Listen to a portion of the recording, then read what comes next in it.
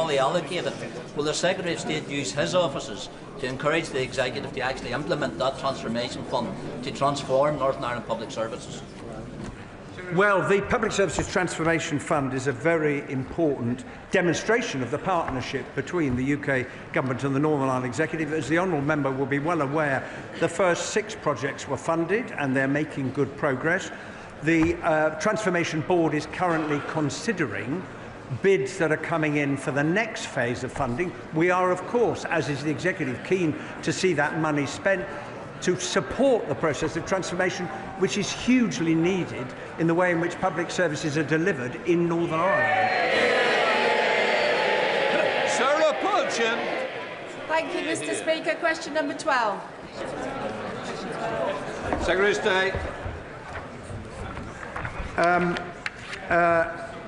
The whole House will agree that we owe our Operation Banner veterans an enormous debt of gratitude. That is why the Government is introducing 6 protections for veterans involved in legal processes relating to their service. We are confident that this will change their experience, ensuring that the process is fair and balanced. Sarah Purchin. Thank you for the answer. Does the Secretary of State agree with the Northern Ireland's Veteran Commissioner that this Troubles Bill treats our brave veterans more harshly than terrorists?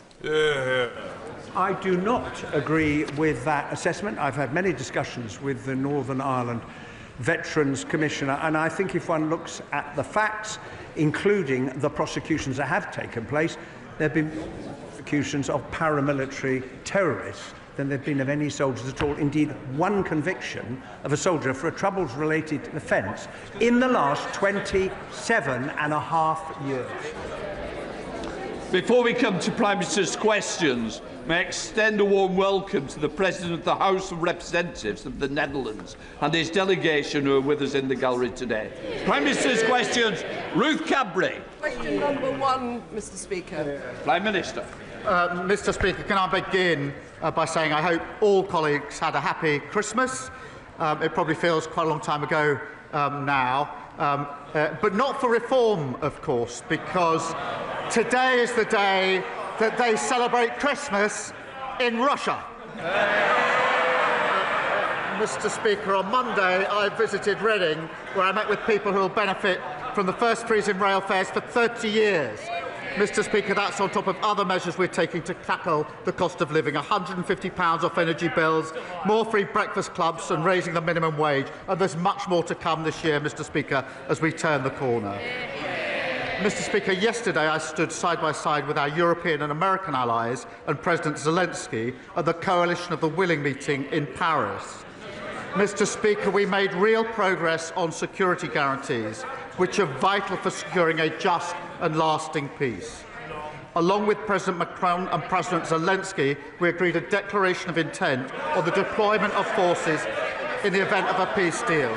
Mr. Speaker, we will set out the details in a statement at the earliest opportunity. I will keep the House updated as the situation develops, and were troops to be deployed under the declaration signed, I would put that matter to the House for a vote. Mr. Speaker, this morning I had meetings with ministerial colleagues and others. In addition to my duties in the House, I had further such meetings later today. Thank you, Mr. Speaker. Leaseholders in my constituency and across the country are being fleeced by freeholders and managing agents, and they need relief from both, and we need to end the feudal leasehold system. So, could the Prime Minister confirm when the leasehold and common hold reform bill will be coming to Parliament? I thank her for raising this important issue. We are taking serious action to deliver homes the country needs and provide homeowners with greater rights, powers and protections. We will publish the draft bill as soon as possible, and I'll update the House. More protections, of course, are already coming this year because we passed the Renters' Rights Bill, stronger protection for 9 million renters, abolishing no-fault evictions. That's the change we're delivering. And who voted against it? Tories and Reform. Leader of the Opposition, Kemi Badenoch. Thank you, Mr. Speaker. And, Mr. Speaker, may I welcome the Prime Minister's efforts to advance peace in Ukraine and his joint statement on Greenland. The last few days have seen significant international events: the US operation in Venezuela, threats towards Greenland, and an agreement to put British troops on the ground in Ukraine. So it is frankly astonishing that the Prime Minister is not making a full statement to Parliament today. No Prime Minister, Labour or Conservative, has failed to make a statement to the House in person after committing to the deployment of British troops. His comments about making a statement in due course, quite frankly, are not good enough. It shows a fundamental lack of respect for all of us here and the people we represent. Mr. Speaker, the US is Britain's closest military ally. However, we are clear that the sovereignty of Greenland is sacrosanct. So can the Prime Minister tell us what influence is he bringing to bear with the US administration to ensure that is respected? Prime Minister. Mr. Speaker, let me be very clear about what was agreed yesterday, because military plans were drawn up some months ago, and I've updated the House in relation to that. Yesterday was a political declaration that sits under those military plans. If there were to be deployment, there would have to be a legal instrument. Mr. Speaker, deployment would only be after a ceasefire to support Ukraine's capabilities, to conduct deterrent operations, and to construct and protect military hubs. Mr. Speaker, there will be a statement to the House at the earliest opportunity. There could hardly be an opportunity. They claim they want to know about this, and they're trying to shout me down. Mr. Speaker, in relation to the House, if there were a decision to deploy under the agreement that was signed yesterday, then I would put that matter to this House for a debate beforehand and for a vote on that deployment. That is consistent with recent practice, and I'll adhere to that. Kemi Badenoch. Mr. Speaker, why is today not the earliest opportunity? The truth is, the Prime Minister does not want everybody in this House to be able to ask him questions. So he leaves it just to Prime Minister's questions half an hour. On Monday, at least his Foreign Secretary stood up for 2 hours and 15 minutes. You know, it was a non-event, but at least she did that. He is scared of us being able to ask him questions. Yes. 6 questions. Yes, he's here. Please.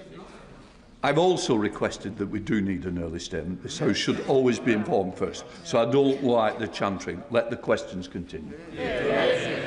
Well, one of them asked, but he is here. He's got no choice but to be here for Prime Minister's questions. That's why he's here. If he could skip this, we know he would do. But back to the matter at hand, Mr. Speaker. We all agree, all of us here agree, I think most of us here agree, that NATO is the bedrock of our security. The future of Greenland is of fundamental importance to the future of the alliance. And I am sure that the Prime Minister agrees that it is essential for NATO leaders, including and especially the US, to meet. Will the Prime Minister call for an urgent meeting of NATO leaders? Prime Minister. Mr. Speaker, she says she wants to hear about Ukraine. She's got 6 questions. She's not even asking a second question about what we did yesterday. She's got the opportunity. Mr. Speaker, in relation... Sorry, can I help the Prime Minister? You don't need to worry about the responsibility of the questions of the opposition. That's the urgent. Mr. Speaker, NATO is the single most important and effective military alliance the world has ever seen. In the 18 months we've been in power, I've done everything within my ability to strengthen NATO. We had one of the strongest NATO meetings last year, the summit, where we had more members of NATO and more unity. When I arrived back to the House to make a statement, which of course she asked for, her position was I shouldn't have missed PMQs, I should have empty-chaired the NATO summit. That's how serious she is about NATO, Mr. Speaker. Kemi Badenoch. You didn't answer the question, Mr. Speaker. I asked him if he would call for an urgent meeting of NATO leaders. We can all see that the situation is moving rapidly. I also note that he has still not had a call with President Trump. That is concerning 4 days after the events in Venezuela. But yesterday, he announced that Britain and France had signed, he says, a political agreement to put troops on the ground in the event of a peace deal in Ukraine. So given the Prime Minister is not making a statement about that deployment of British troops abroad, one of the most serious decisions a government and a parliament can take, irrespective of what he says, can he at least confirm how many troops would be sent to Ukraine and whether they would be in a combat role? Prime Minister. Mr. Speaker, I was with NATO allies yesterday, all day, in which we were discussing security in Europe, in particularly security guarantees for Ukraine, and we made significant progress. And I'm glad that she has welcomed that. Of course, I will speak to President Trump. I spoke to his senior advisers yesterday. We were with them all day. But, Mr. Speaker, she asked me about the deployment. We released the statement yesterday. It's clear from that, but I will be clear with the House that there would only be deployment after a ceasefire. It would be to support Ukraine's capabilities. It would be to conduct deterrence operations and to construct and protect military hubs. The number will be determined in accordance with our military plans, which we are drawing up and looking to other members to support. So the number I will put before the House before we were to deploy. But I'll do more than that. If we went as far as a legal instrument to deploy, which would be necessary, I would then have a debate in this House so all members could know exactly what we're doing, make their points of view, and then we would have a vote in this House on the issue, which, to my mind, is the proper procedure in a situation such as this. Kemi Badenoch. Mr. Speaker, it is clear that the Prime Minister either does not have the detail or does not want to give us the detail. Yes. But this is important. He should be calling an urgent meeting of NATO leaders. He should have spoken to President Trump by now. This is important because if any such peace deal is breached, we would be in direct conflict with Russia. If the Prime Minister is committing troops, he must give more detail on how he intends to ensure our armed forces are fully resourced. Before the budget, the Prime Minister said it was his ambition to spend 3% on defence in the next Parliament. That could be as late as 2034. It is time to move from ambition to commitment. We have now had the budget.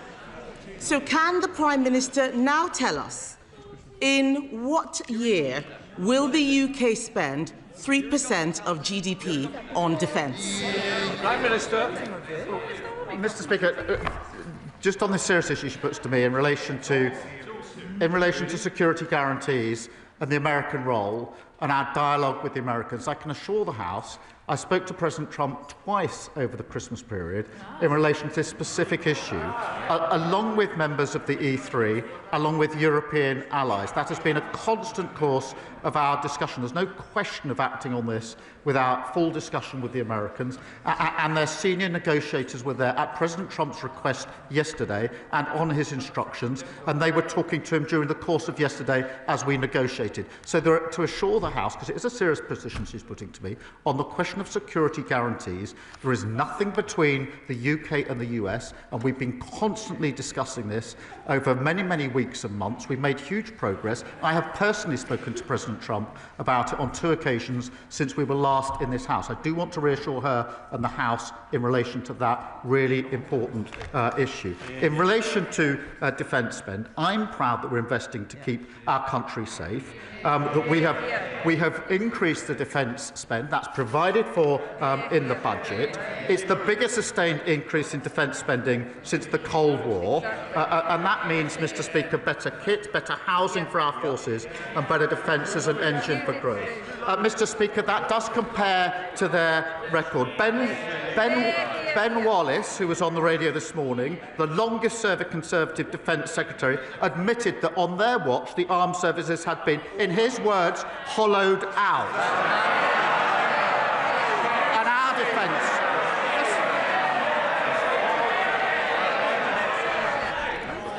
Mr. Cartledge, You expect a lot. I expect something back, and that's silence. Prime Minister. Mr. Speaker, they shout shame. I'll pass that on to Ben Wallace. Mr. Speaker, the defence spending that we've put in place is 3 years earlier than the unfunded plan that they left behind at the last election. Kemi Badenoch. Mr. Speaker, I heard what? Oh, wait for it. What Ben Wallace said was that spending had fallen under all governments. 3%, the last time, Mr. Speaker, the last time spending was at 3% was under a Conservative government. And yes, while we welcome the increase, something that we supported, can I remind the House that this is a man who sat in the shadow cabinet and tried to make Prime Minister a man who said we shouldn't even be in NATO at all. So I don't need to take any lectures from him. The world is changing. We need to spend more on defence. He did not answer the question about when we would get to 3%, yet he knows up until 2031 how much he's going to be spending on welfare. He doesn't know. That's in the Red Book. The Red Book has no money allocated for defence. We need to move from ambition to commitment. And Mr. Speaker, this is important because this isn't just about money. If the Prime Minister is deploying troops to Ukraine, those troops need to know that we have their backs.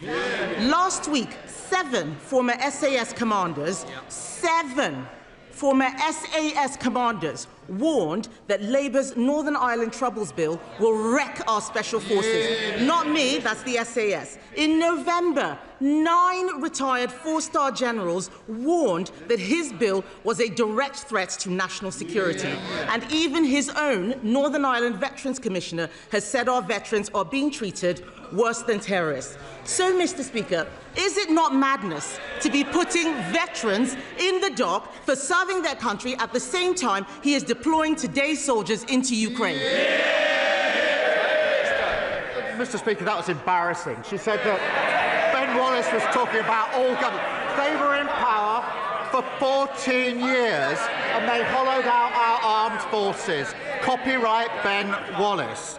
Secondly, she talks about the shadow cabinet. She has in her shadow cabinet a shadow attorney general who is advising Abramovich at the same time as we are imposing sanctions on Russia and trying to use that money to support Ukraine. How can someone sit in her shadow cabinet advising someone trying to escape sanctions and pretend that their policy is to support us on sanctions? And Mr. Speaker, when it comes to Northern Ireland, they are the party that gave immunity to IRA terrorists, terrorists who killed British soldiers. Their flawed act was struck down by the courts, which left our veterans with no legal protection whatsoever. We're introducing a fair and transparent process with a package of rights and protections for our veterans. And, Mr. Speaker, there is no equivalence between our armed forces who fought bravely in Northern Ireland and terrorist groups. And if the Leader of the Opposition wants to go back, if her position is, to their old flawed legislation and give immunity to the IRA, she should stand up now and say so. Mr. Speaker, let me start by talking about the Shadow Attorney General. Yes. Yeah. Do they know what the Shadow Attorney General is doing? He is defending veterans pro bono against the actions of this government. Yes. On this side of the House, Mr. Speaker, we will defend those who defended us. But why don't we talk about the actual Attorney General who is sitting in Cabinet, the man who defended Jerry Adams, the man who's trying to bring Shamima Begum back into the country, the man who is helping to surrender the Chagos Islands. I will take our Shadow Attorney General every day of the week against his Attorney General. Mr. Speaker, we protect our veterans. I want the Prime Minister to know we protect our veterans. What he is doing to veterans is disgraceful. But this is serious, Mr. Speaker. I don't want the House to be under any illusions. I do not want the House to be under any illusions. The Prime Minister should know that we will absolutely support any efforts to help bring peace to Ukraine. We will work with him to ensure NATO remains the bedrock of our security. But we cannot write a blank cheque when he is also surrendering the Chagos Islands, surrendering our veterans to lawfare, and surrendering to his backbenchers by prioritising welfare handouts over defence spending, as if the world has not become more dangerous. So, Mr. Speaker, isn't it time the Prime Minister changed course and for once put the British national interest first? Mr. Speaker, she talks about the Shadow Attorney General. Of course I accept that lawyers have to represent all sorts of clients. Of course I accept that principle. The question is whether the Shadow Attorney General can sit in the Shadow Cabinet when the party opposite says it supports us on sanctions. We want the money from Chelsea Football Club to go to Ukraine. I'm not sure whether that's her position. If it is her position, presumably it's something they discuss in the Shadow Cabinet, advised by a Shadow Attorney General who is representing the very man whose money we want to send to Ukraine. If she can't see the conflict of interest in that, then she shows no judgment and no leadership at all. The same old. It's a new year, but the Leader of the Opposition's got absolutely nothing to offer the country. She is totally irrelevant. Nobody is listening to her. Mr. Speaker, this is the year when on this side we turn a corner, people benefit from the decisions we made, £150 off energy bills, freezing rail fares and lifting 500,000 children out of poverty. We're turning the corner and there's much more to come. Well, the Prime Minister can keep the good news going because he's rightly made house building and economic growth key priorities for his government. By giving the go-ahead today to the Chesterfield-Staveley regeneration route, he'll help us to deliver 1,500 houses and 5,700 jobs on land that was previously coal mining and brownfield industrial land. It's not just a road, it is a growth project. So will the Prime Minister keep the good news coming and tell us that he'll support the Chesterfield-Staveley regeneration route? Well, can I thank him for that question? I know that he's working hard on this scheme. As he knows, land investigation works are currently taking place to help establish the final costs. The Road Minister is looking closely at the scheme alongside about 40 others. We will prioritise schemes that deliver faster journeys and unlock new homes and jobs. Leader of the Liberal Democrats, Sir Ed Davey. Thank you, Mr. Speaker. Can I wish you a Happy New Year and everyone in this House? And can I welcome the progress made on security guarantees for Ukraine yesterday? Mr. Speaker, Geoffrey Robertson, KC, is a respected authority on international law. He's also the head of the Prime Minister's barrister chambers. And he couldn't be clearer. President Trump's actions in Venezuela are illegal. He says the United States, and I quote, is in breach of the United Nations Charter and has committed the crime of aggression, which the court at Nuremberg described as the supreme crime. Does the Prime Minister agree with his old mentor, or has he got it wrong? Well, there's plenty of things that Geoffrey and I have agreed on and disagreed with over the years, but let me set out our position. It is our long-standing position that Maduro was not a legitimate president in Venezuela. And so nobody, I think, sheds any tears at his removal. And what we need, what we were saying before the weekend, and we say again, is there needs to be a peaceful transition to democracy in Venezuela. Now, the benchmark of all actions of all countries is, of course, international law, and it is for the US to justify its actions accordingly. My focus is on the defence and security of the United Kingdom, and yesterday we were working with NATO allies, including the US, on security guarantees for Ukraine. And it's only with security guarantees that we'll have a just and lasting peace in Ukraine, which is vitally important for Ukraine, for Europe and for the United Kingdom. Sir Ed Davey. Mr. Speaker, the Prime Minister just looks ridiculous when he won't tell the truth that Trump has broken international law. But turning to Donald Trump's next target, The Prime Minister was right to give the Danish Prime Minister his backing over Trump's threats to annex Greenland, and I welcome his joint statement with other European leaders. But does he also agree that if Trump does attack Greenland, it will be the end of NATO? And given that frightening possibility, does he accept that the UK needs to increase defence spending more quickly than currently planned and build new alliances with reliable nations? Mr. Speaker, let me be. The Greenland issue is obviously very, very important. I thank him for raising it. The future of Greenland is for Greenland and the Kingdom of Denmark, and for Greenland and the Kingdom of Denmark alone. And yesterday, he will have seen that I put out a statement to that effect, along with fellow allies in Europe. And of course, NATO is hugely important, the single most effective and important military alliance the world has ever known.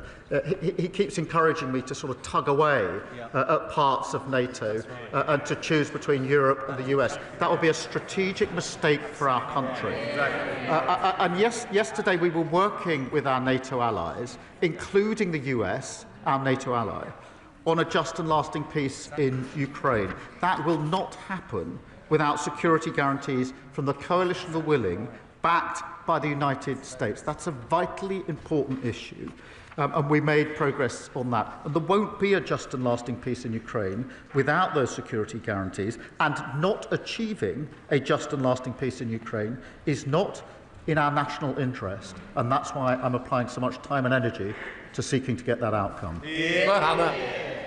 Prime Minister, even its strongest advocates acknowledge that Northern Ireland is trapped in dysfunction, and not because reform is impossible, but because the DUP and Sinn Féin haven't allowed it. We've become a political Hotel California where the past is always around, but the future never arrives. There's growing public consensus that some of Stormont's procedures simply aren't working, and the SDLP has found slivers of common ground across the political parties too. Does the Prime Minister agree with me that now is the time for a structured conversation which protects power sharing but which addresses the culture of veto and decline, so Stormont might finally take responsibility and start to deliver for the people? Well, can I thank her for her question? The Belfast Good Friday Agreement is one of the greatest achievements of the last Labour government, and it enshrined Northern Ireland's place in the United Kingdom and set out, as she well knows, I know, clear principles and processes under that framework. I'm aware of the Assembly and Executive Review Committee inquiry into institutional reform, but I can indicate that we're always happy to discuss any proposals for reform which would lead to a consensus. Gavin Robertson. Thank you very much, Mr. Speaker. Prime Minister, you will be aware of the grave concerns that abound around the Northern Ireland Troubles Bill, particularly amongst veterans and particularly among those who stand up for and speak out for the interests of those who defend our nation. And they have read the 6 protections in the bill and they don't see them as such. They offer no protection, they are procedural, and they apply to terrorists too. They do.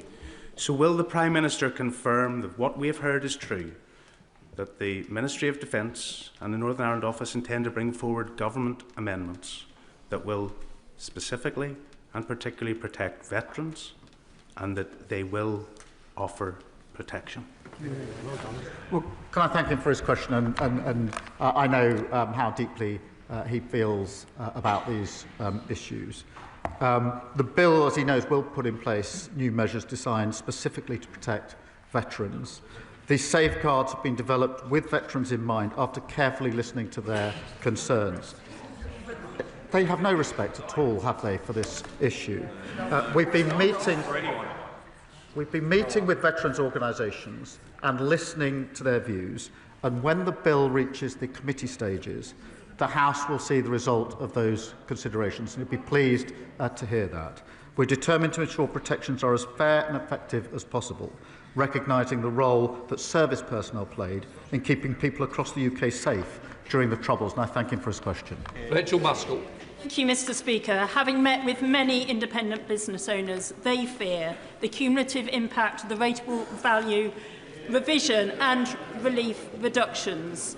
In York, hospitality sees an average business rate rise of 41%, a music venue 44.4%, and many independent shops increases around 27%. It will mean doors closing and trade ceasing. They just can't do it. So could the Prime Minister urgently review the business rate proposals, and will he ensure a minister or official attends my business rate summit at the end of January, as I want to avert a crisis on York's High Street? Can I thank her for raising that issue? As she knows, during COVID, the rates went down, and that was coming to an end. And that's why we put in place interim relief as we move to the new rates. Mr. Speaker, we are continuing to work with and talk to the sector on that support and what further support and action we can take. Sir Aldby. Mr. Speaker, the period after Christmas can be a challenging time for many people, and consequently the month of January consistently sees higher rates of suicide than at other times of the year. But suicide is preventable and lives can be saved. Education, raising awareness, targeting vulnerable groups are all effective suicide prevention strategies, and I was pleased to see them in the recent Men's Health Strategy. But I'm calling on the Government to go a step further and to launch a public health campaign to encourage discussions about suicidal thoughts and ideations. So will the Prime Minister agree to continue this conversation with me, and will he state his support for a public health campaign to tackle the worryingly high number of deaths from suicide in this country? Can I thank her for raising this issue and assure her that we want to work with all colleagues across the House on this crucial issue, and it's in our interest to do so. We did, as she said, launch the first ever men's health strategy, announcing over £3.5 million into supporting suicide prevention support programmes, recruiting over 7,000 mental health workers, including access to talking therapies, rolling out mental health support teams in schools. It is vital that we raise awareness and increase the support available, and I can assure her ministers would be happy to discuss her proposals with her, because I genuinely want to work across the House on this really serious and tragic issue. Masterson. Speaker, I was very pleased to hear that the government's latest announcement about the rollout of the chickenpox vaccine. This, of course, is in stark contrast to the vaccine conspiracy theories being peddled by Reform. Does my right honourable friend agree that it is only with a Labour government that healthcare in this country is safe, and that Reform must never, ever be in a position to be responsible for the health of this country? Well, Mr. Speaker, I'm very pleased about the measures we're able to announce this week. Of course, that comes on top of the 5 million extra appointments that we've delivered in the first year of a Labour government, and 300,000 taken off the waiting list, and more to come as we turn the year into 2026. But he's absolutely right. They laugh at the denial of the importance of vaccines. Imagine where this country would be if they ever saw power. And if you want an example, or to be like, look at the local councils where they won power. They're absolutely chaotic, in a mess, and putting taxes up. Peter Bedford. Thank you, Mr. Speaker. Unlike many of his parliamentary colleagues, I don't actually think the Prime Minister should resign. But with the start of a new year, it's time to reflect, reset, detox, if you will, on his government's appalling economic policies and tax rises, particularly business rates, and the impact it's having on the hospitality sector. Now, will the Prime Minister commit to doing that today? Mr. Speaker, I'll reflect on the fact that inflation is falling, and the Bank of England says that it's going to be down to target. I'll reflect on the fact we've had 6 interest rate cuts in a row. Mortgages, those with mortgages will be hugely effective. I'll reflect on the fact the IMF say we're going to have the second highest growth in 2025, defying the forecast. And I'd remind them that under them we had inflation at 11%, the worst parliament on living standards on record, and the Leader of the Opposition thinks that Liz Truss was 100% right to crash the economy.